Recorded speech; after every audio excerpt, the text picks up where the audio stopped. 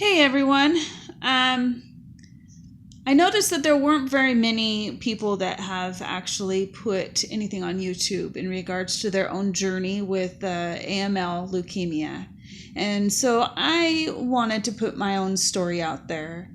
I just want to be able to express how I feel and let others know that it's okay to feel the way that you feel.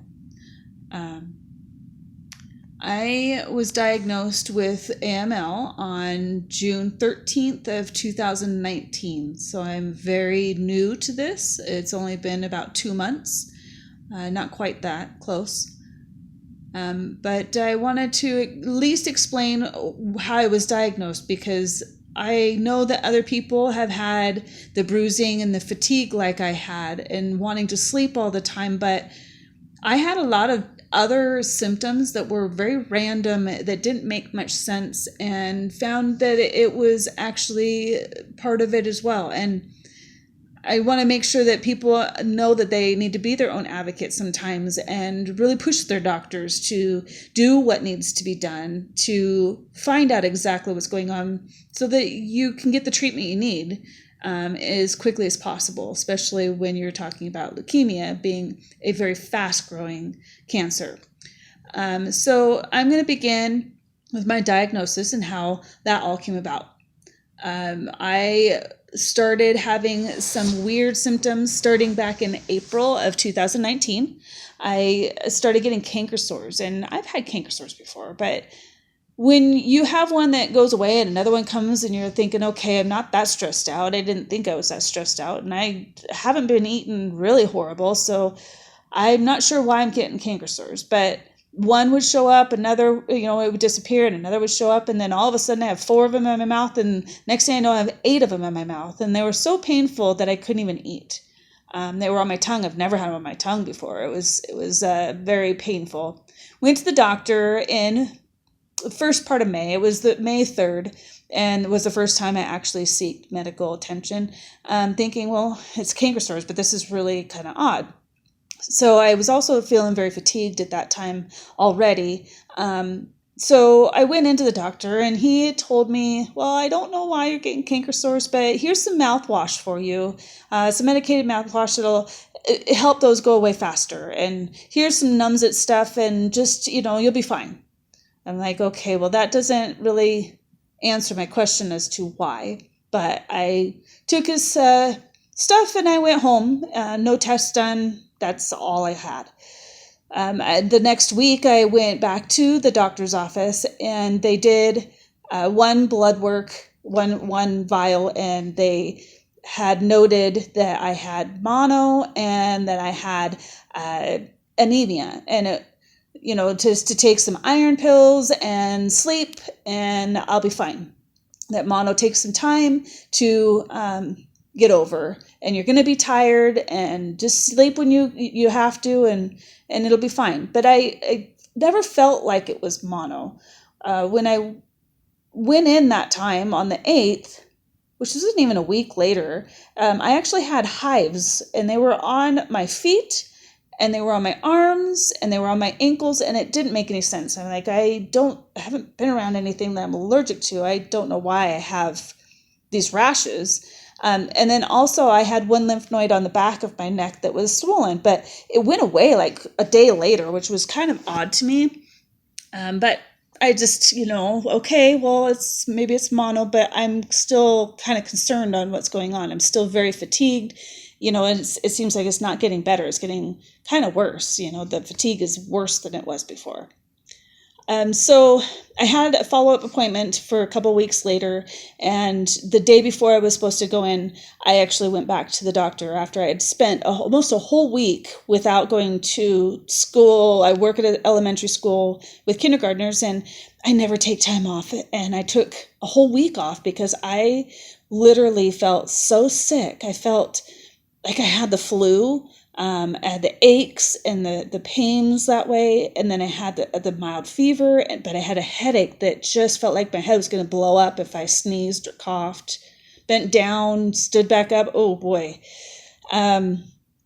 He gave me a shot in the butt with ibuprofen and said, well, come back tomorrow with your appointment when you're supposed to be here. And so I went back the next day, and at that time I had noticed, and it wasn't my first time, and I didn't mention it to him because I didn't notice it until that point, but I had this weird swelling in my bottom of my feet, and it would be like about the size of a quarter or so, and it would swell up, and the first couple of days were very painful. But then they would go away after a couple more days, and so I just kind of blew it off. Well, when I went in for that appointment, I did have a tender spot in the bottom of my foot, and I said something to him, and I told him, I said, well, with all these weird symptoms, there's got to be something else. This can't be mono. And he blew me off and told me it was mono. And I said, well, that was like almost 3 weeks that I was diagnosed. I should be feeling better, not worse. And his statement to me was that mono comes and goes, and you may feel like this up to a full year, so just sleep. That really kind of irritated me, but I felt I needed to do more and make sure I'm seeking the medical attention I need. So the following week, I started having an issue with the swelling. I had a swollen spot on the bottom of my foot that decided instead of going away, it was going to roll onto the top of my foot and go all the way up to my knee. And it was so painful that I woke up in the middle of the night and couldn't. I had to try and get out of the bed so I could crawl to the bathroom just to go to the bathroom. For a full week, I dealt with this weird swelling in my leg. I had gone to the ER. It was not even a day or two after I initially got this swelling that went all the way up to my knee. And it was in the middle of the night. They did do a little bit of blood work, and they had indicated that my blood looked really dark. Now I understand that's because it's lack of oxygen in my blood. Well, that usually is an indicator as well of leukemia. But at that time, I had no idea. I was just worried about the swelling in my leg and why it was swelling. Nobody knew. So they gave me some medication to make me feel better and sent me home that day. I definitely slept better because I had plenty of medication in me to sleep pretty decent, but the swelling didn't go away. It persisted, and 4 days later I was back in the ER because the swelling had even gotten worse to the point where it was purple in places, and I thought, man, I'm going to lose my leg. So I went in, and it happened to be my birthday. Thank you. Happy birthday. Get to spend it in the ER. That was on June 4th of 2019. And at that point, they did another screen of blood. And again, it was really dark again. And, I questioned. I said, well, gosh, that does look really dark. The last ER nurse said something about that too. Does that mean anything? And they really didn't want to say or do anything. But they did give me some steroids. And I'm thinking, great, here we go. Hopefully it works. I can't take the steroids until the following day because I can't get my prescription in. Well, the steroids did actually help. Thank God. The swelling did go down. But at the moment that I stopped taking the steroids, the swelling started coming back again. In this process, the pathologist, from the test that was taken from my ER visit, had noticed cancer cells in my blood. And so he had contacted my primary doctor and indicated there's some abnormalities. I'm seeing something in her blood that indicates some kind of cancer, whether it's lymphoma or it's leukemia. I can't tell at this point, but you need to get her in to see an oncologist ASAP.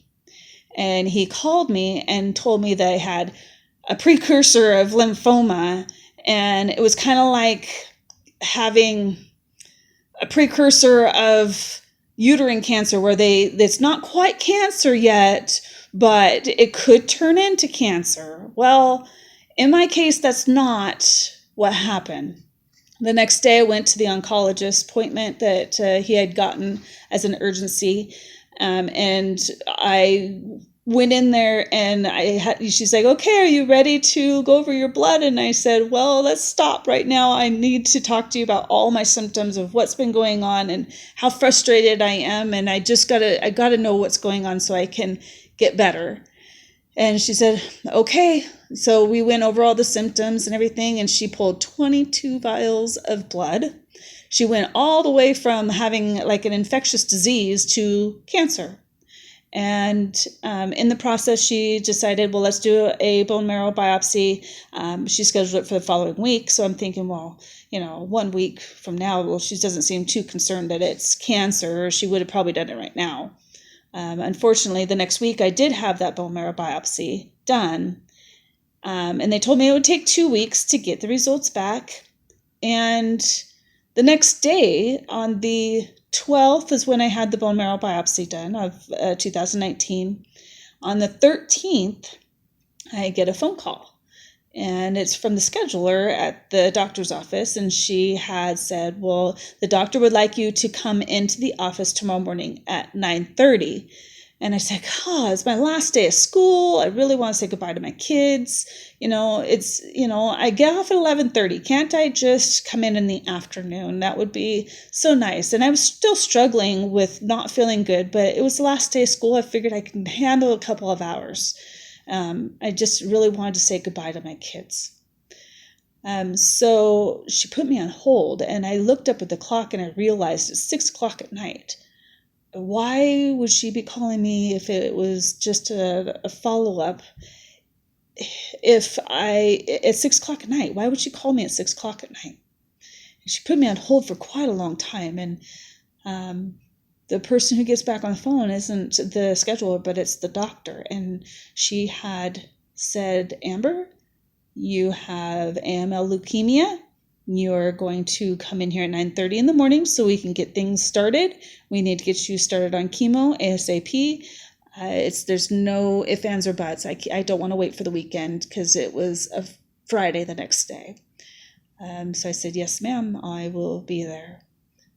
So I had to sit my husband down and explain that I have leukemia, and I had to make those phone calls, and those phone calls are really hard, but you have to make those calls, and you can't wait on those phone calls. You have to call your boss and let them know you're not going to be in and why you're not going to be there. And you have to explain to your friends and your family what's going on and why you're being put in the hospital.